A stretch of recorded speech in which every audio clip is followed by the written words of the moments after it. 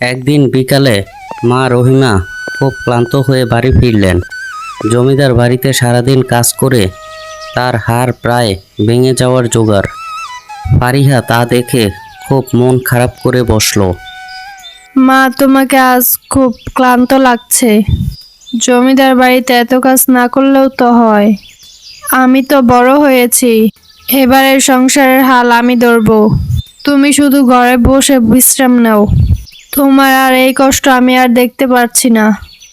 আরে পাগলি মেয়ে, আমি কাজ না করলে আমাদের পেট কিভাবে চলবে? তুই বড় হয়েছিস, তাই তো তোর বিয়ের চিন্তায় আমার দিনরাত ঘুম আসে না। তোর একটা গতি না হলে আমি শান্তিতে মরতেও পারবো না। আমার বিয়ের চিন্তা পরে করো মা, আগে ছোট বোন সামিরার একটা ব্যবস্থা হোক। ও তো খুব চঞ্চল, ওকে তো একটা ভালো ঘরে দিতে হবে। আমি না হয় তোমার কাছে আরো কিছুদিন থেকে গেলাম। তুই যে কি বলিস? তোকে ঘরে বসিয়ে রেখে ছোটটার বিয়ে দিয়ে দিব? লোকে কি বলবে? তুই শান্তশিষ্ট লক্ষ্মী মেয়ে, তোকে আগে পার করতে হবে। ওর কথা বাদ দে, ও তো নিজের মতো চলতেই ভালোবাসে। লোকে কি ভাবলো তা দিয়ে আমার কি কাজ? আমি তোমাকে ছেড়ে কোথাও যাব না মা, অন্তত যতক্ষণ না ছোট বোনের একটা ব্যবস্থা হচ্ছে। ও একটু অহংকারী হতে পারে, কিন্তু ওরও তো সুখের দরকার। ঠিক তখনই পাশের ঘর থেকে সামিরা সব কথা শুনছিল। সে নিজের মনে বিরক্ত হয়ে ভাবতে লাগলো। মা আর আপা সারাদিন শুধু আমার বিয়ের চিন্তায় মরে। আমি কি ওদের মতো এই ভাঙা ঘরে থাকার জন্য জন্মেছি? এর রূপ দিয়ে আমি রাজকুমার বিয়ে করব। বুকা আপা সারা জীবন এই অভাবের সংসারে পচে মরবে। আমার কপাল তো ওর মতো না। আমি অনেক উঁচুতে উঠব, তখন দেখবে সবাই। ওরে সামিরা, আর কতক্ষণ সাজবি? শোন, মার শরীরটা একদম ভালো যাচ্ছে না, আর জমিদার বাড়ি থেকে এসে সোজা শুয়ে পড়েছে। আমরা তো বড় হয়েছি, মাকে একটু সাহায্য করতে হয় না? কাল থেকে দুজন মিলে ঘরের কাজগুলো ভাগ করে নেই। আমার কি এই সুন্দর হাতগুলো ঘরের কাজ করার জন্য? মার বয়স হয়েছে, ও কাজ করবে না তো কে করবে? আর তুমি তো আছোই, সারাদিন মার আঁচল ধরে বসে থাকো। আমাকে এসব কাজের কথা বলতে এসো না। সি সামিরা, এসব কথা বলতে নেই। মা আমাদের জন্য এত কষ্ট করছে, আর তুই তুই এমন অবলীলায় বলছিস? আমি তো কাজ করছি, কিন্তু তুইও যদি একটু হাত লাগাতি মার অনেক উপকার হতো।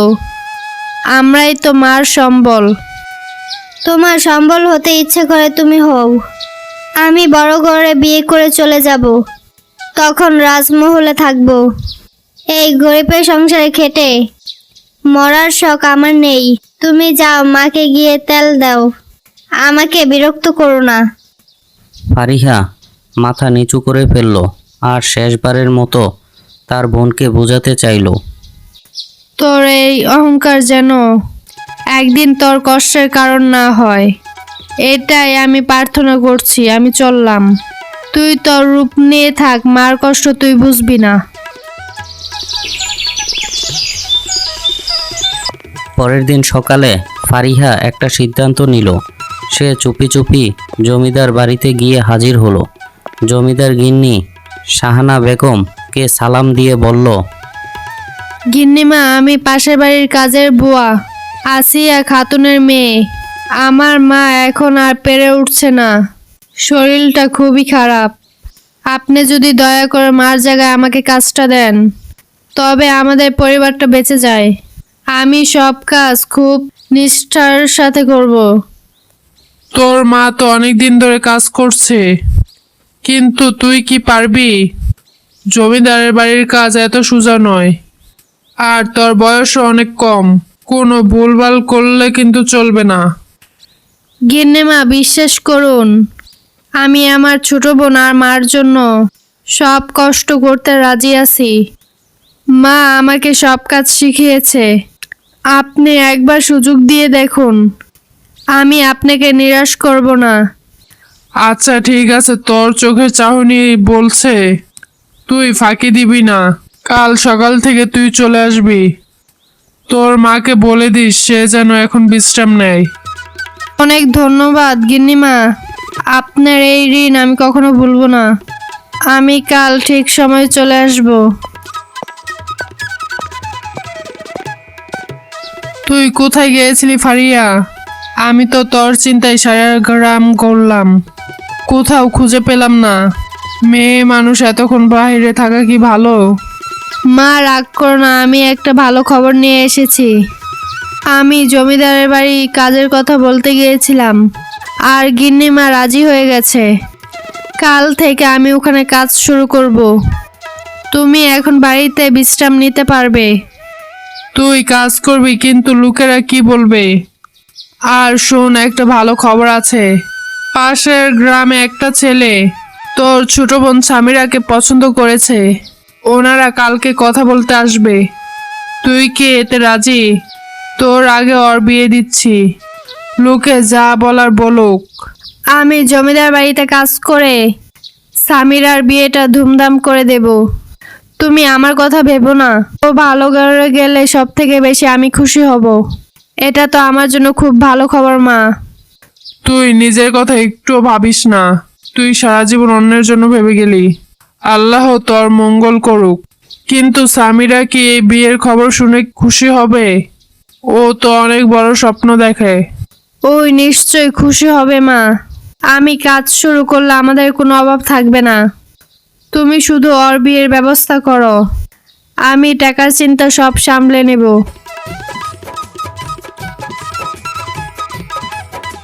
বোন আমার, তুই আমাদের ছেড়ে চলে যাচ্ছিস। শ্বশুর বাড়িতে গিয়ে সবাইকে আপন করে নিস, কোনো ভুল হয়ে ক্ষমা চেয়ে নিস। আমি তোকে খুব মিস করব। মা, আমার সুখে থাকিস। জামাই বাবাজির কথা মেনে চলিস। আমাদের কথা ভুলে যাস না। এই গরিবের ঘরে জন্ম নিয়ে অনেক কষ্ট পেয়েছিস। এবার রাজরানী হয়ে থাকিস। সামিয়া তখনও অহংকার ভুলতে পারেনি। সে একটু বিরক্ত হয়ে বলল, হ্যাঁ হ্যাঁ জানি তোমরা আমার জন্য কত করেছো। এবার তোর নিজেরাও একটু শান্তিতে থাকো। আমার জন্য আর ভাবতে হবে না, আমি আমার পথ দেখে নেব।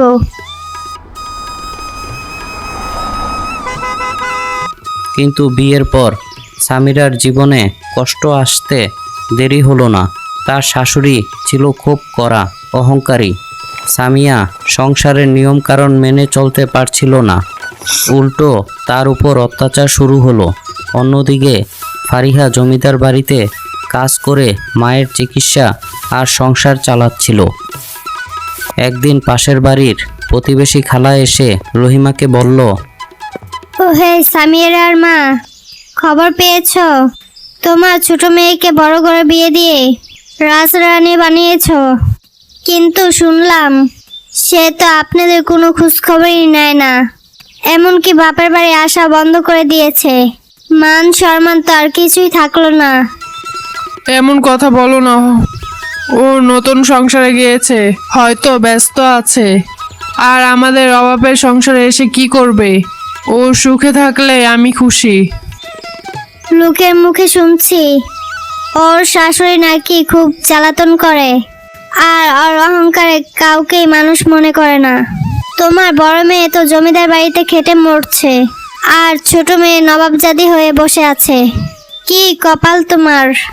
প্রতিবেশীর কথাগুলো শুনে মা রহিমার মন অস্থির হয়ে গেল। তিনি ফারিহাকে ডেকে বললেন, ফারিয়া, আমার মনটা আর মানছে না। কাল সকালে আমরা সামিরার বাড়ির দিকে রওনা দেব। আসিয়ার কথাগুলো শোনার পর থেকে আমার এক মুহূর্ত চোখের পাতা এক করতে পারছি না।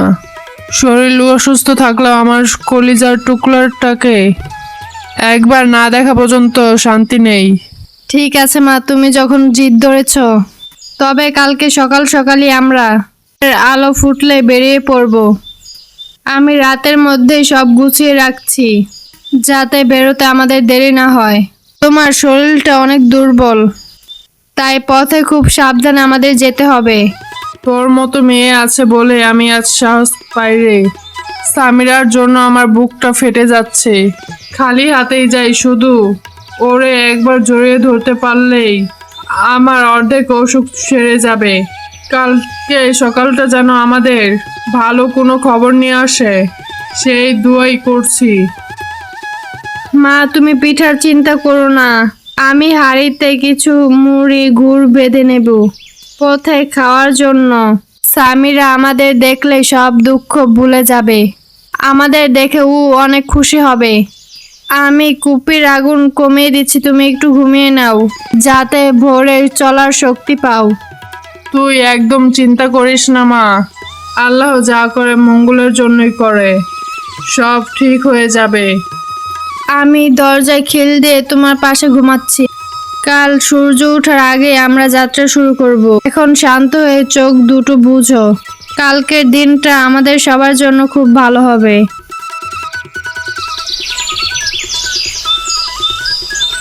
পরদিন সকালে তারা দুইজন অনেক পথ হেঁটে সামিরার বাড়ির গেটে এসে দাঁড়ায়।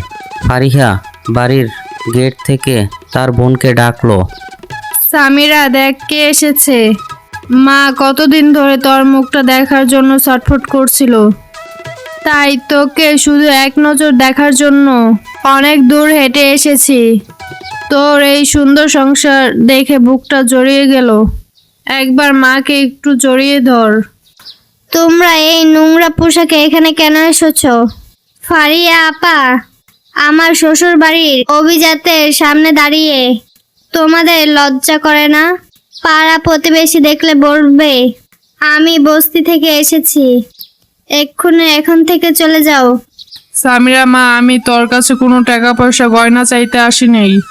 তোকে অনেকদিন দেখি না বলে অসুস্থ শরীর নিয়ে ফারিয়ার হাত ধরে চলে আসলাম। তোর হাতে এক গ্লাস পানি খেলে আর একটু মাথায় হাত বুলিয়ে দিলে আমার সব কষ্ট দূর হয়ে যেত। ওরে সামিরা, মার শরীরটা কতটা খারাপ তুই দেখতে পাচ্ছিস না? একটু মায়া কি তোর হৃদয়ে নেই? বাহিরের লোক কি বলছে সেই ভেবে তুই নিজের জন্মদাত্রী মাকে রাস্তার মাঝখানে দাঁড়িয়ে অপমান করছিস।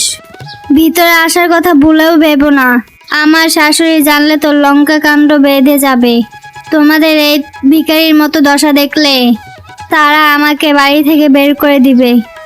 আমি চাই না আমার এই রাজত্বে তোমাদের মতো অপায়া মানুষের ছায়া পড়ুক। এমন সময় ভিতর থেকে সামিরার শাশুড়ির গলা শোনা গেল। বৌমা, বাহিরে কে, কার সাথে কথা বলছো? না মা, বিশেষ কেউ না, বাইরে দুটি ভিখারি এসেছে, আমি তাদের ধমক দিয়ে বিদায় করছি। আপনি ভিতরে বসুন মা, আমি ওদের তাড়িয়ে এক্ষুনি ঘরের ভিতরে যাচ্ছি। ওরে আমার কপাল, নিজের জন্মদাত্রী মাকে তুই দুনিয়ার কাছে ভিখারি বলে পরিচয় দিলি।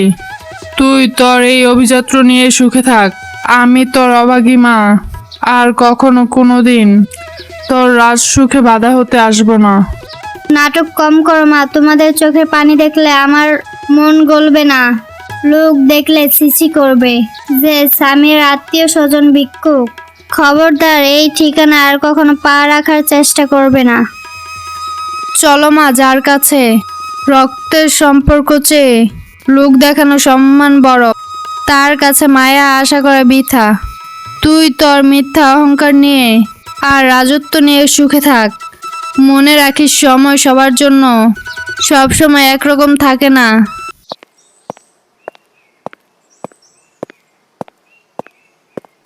বাড়ি ফেরার পথে অসুস্থ মা রহিমা আর সহ্য করতে পারলেন না। মেয়ের এমন ব্যবহারে শোকে তার বুকটা ফেটে গেল। ফারিহার কোলে মাথা রেখে তিনি শেষ নিঃশ্বাস ত্যাগ করলেন। মা মারা যাওয়ার পর ফারিহা একেবারে ভেঙে পড়ল। সে আকাশের দিকে তাকিয়ে কাঁদতে লাগলো। মা, তুমি আমাকে ছেড়ে চলে গেলে আমি এখন কার আসল ধরে বাঁচবো? সামিরা তো আগে আমাকে পর করে দিয়েছে, আর তুমিও আমাকে একা করে দিলে। আমি বড্ড অসহায় হয়ে পড়লাম মা। হে আল্লাহ, কেন তুমি আমাকে এত কষ্ট দিচ্ছ? ফারিহা পরদিন জমিদার বাড়িতে গিয়ে হাজির হলো। তার চোখ মুখ দেখে গিন্নি শাহানা বেগম বুঝতে পারলেন বড় কোনো বিপদ ঘটেছে। ফারিহা কাঁদতে কাঁদতে গিন্নির পায়ে ধরে বলল, গিন্নিমা, আমার চারপাশে সব আলো আজ এক নিমিষে নিভে গেছে। গর্ভধারিত মা মারা যাওয়ার পর আমি এই বিশাল দুনিয়াতে বড্ড একা হয়ে পড়েছি। নিজের ছোট বোনটাও আজ আমাকে ভিক্ষুকের মতো বাড়ির দুয়ার থেকে তাড়িয়ে দিল। এখন কোথায় যাব কিংবা কার কাছে মাথা গুঁজবো তার কিছুই জানি না। এই পৃথিবীতে আপনার দয়া ছাড়া আমার আর কোনো আশ্রয় নেই। ফারিয়া, তুই অঝরে কেঁদে তোর বুকটা আর হালকা করিস না। তোর এই চোখের জল আর তোর উপর হওয়া অন্যায় দেখে আমার কলিজাটা ফেটে যাচ্ছে। তোর নিষ্ঠা, ধৈর্য আর সততা দেখে আমি অনেক আগেই তোকে মনে জায়গা দিয়েছি। তোর মা নিশ্চয়ই খুব পূর্ণবতী ছিলেন। আজ থেকে তুই নিজেকে অনাথ বলে ভয় পাস না। আমি তোর পাশে আছি। আপনার এই সামান্য সান্ত্বনাটুকু আমার কাছে আকাশের চাঁদের চেয়েও মূল্যবান মনে হচ্ছে। মা মারা যাওয়ার পর ভেবেছিলাম আমার কপালে অবহেলা আর লাঞ্ছনা বাকি আছে। ঘরের কাজের মেয়ে হয়েও আপনার কাছে যেই সম্মান পেয়েছি তা সারা জীবন মনে রাখবো। কিন্তু গিন্নিমা, আমার মতো অভাগীর কোনো দিন নিজের কোনো ঘর হবে না, নাকি আজীবন অন্যের দয়ায় এভাবে দিন পার করতে হবে? তুই আর নিজেকে তুচ্ছ ভাবিস না, কারণ তোর ভাগ্য আজ নতুন মোড় নিতে চলেছে। তুই এখন থেকে এই বাড়ির কাজের মেয়ে না, বরং তুই আমার নিজের মেয়ের মর্যাদা পাবি। আমি অনেক দিন থেকেই তোকে লক্ষ্য করছি। তোর মতো গুণবতী মেয়ে এই যুগে মিলে দেয়। আমার ছেলে করিম মনে মনে তোকে খুব পছন্দ করে এবং সম্মানও দেয়। তাই আমি সিদ্ধান্ত নিয়েছি তোকে আমি পুত্রবধূ করে এই রাজমহলে আগলে রাখবো। গিন্নিমা, আপনি কি বলছেন? আমি তো বিশ্বাসই করতে পারছি না। আপনার বাড়ির ছেলের বউ হওয়ার যোগ্যতা কি আমার মতো সাধারণ মেয়ের আছে? যেখানে নিজের বোন আমাকে তুচ্ছ জ্ঞান করে তাড়িয়ে দিল, সেখানে আপনি আমাকে এত বড় সম্মান দিচ্ছেন। আমার দু চোখ এখন কৃতজ্ঞতার পানি ছাড়া আর কিছুই দেওয়ার নেই। যোগ্যতা বংশধর হয় না রে মা, আসল পরিচয় তার চরিত্র আর সদ্গুণে। তোর ভিতরে যে মায়া আর ধৈর্য আছে তা তোকে এই রাজমহলের সত্যিকারের রানী হওয়ার যোগ্য বানিয়েছে। আজ থেকে তোর সব দুঃখের দিন শেষ আর নতুন এক সুখের অধ্যায় শুরু। তুই এখন থেকে হাসি খুশি থাকবি, কারণ তোকে আগলে রাখার দায়িত্ব এখন থেকে আমার আর এই পরিবারের। আয় মা, আমার বুকে আয়। আজ থেকে তুই আমার ঘরের সব কিচ্ছু।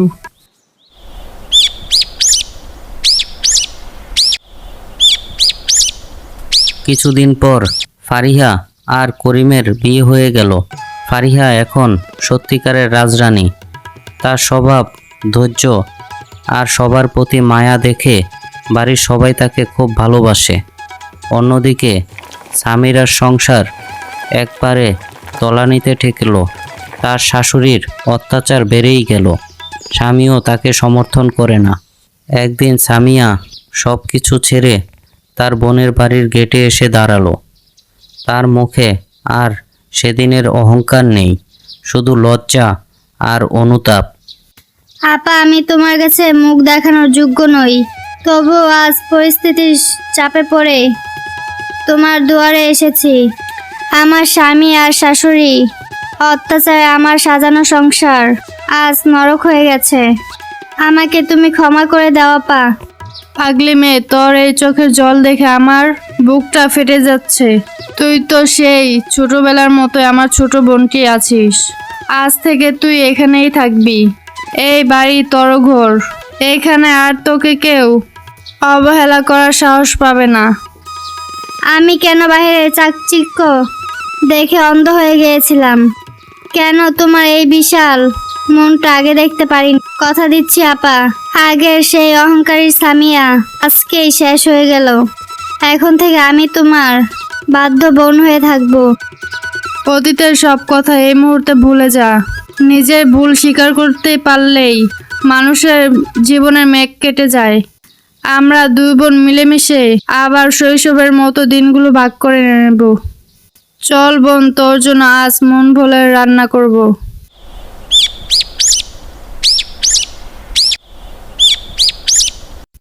আজ আমার মনে হচ্ছে যেন বুক থেকে একটা বিশাল বড় পাথর নেমে গেল। আমার ক্ষমায় আমার নতুন জীবন দান করলো। তুমি শুধু বোন নও, তুমি আমার কাছে মার প্রতিচ্ছবি। আজ থেকে আমরা একে অপরের শক্তি হয়ে পাশে থাকবো। ফারিহা তার ছোট বোনকে আদর করে গ্রহণ করে নিল। যে ফারিহা একদিন নিজের মা ও বোনের জন্য নিজের জীবন উৎসর্গ করেছিল, সেই ফারিহা আজ সত্যিকারের সুখ পেল। গল্পটা শেখায় অহংকার কখনো মানুষকে বড় করে না, বড় করে শুধুই ভালোবাসা আর নিষ্ঠা। আর সময় সবার উপর সমান যায় না, তাই ভাই বোনের সম্পর্ক সবসময় আগলে রাখা উচিত। প্রিয় বন্ধুরা, আজকের গল্পটি আপনাদের কেমন লেগেছে তা অবশ্যই কমেন্টে জানাবেন। আপনাদের প্রতিটি মতামত আমাদের কাছে অনেক মূল্যবান। যদি গল্পটি ভালো লাগে তাহলে একটি লাইক দিয়ে ভালোবাসা জানাতে ভুলবেন না। আপনার একটি লাইকই আমাদের নতুন গল্প তৈরির শক্তি।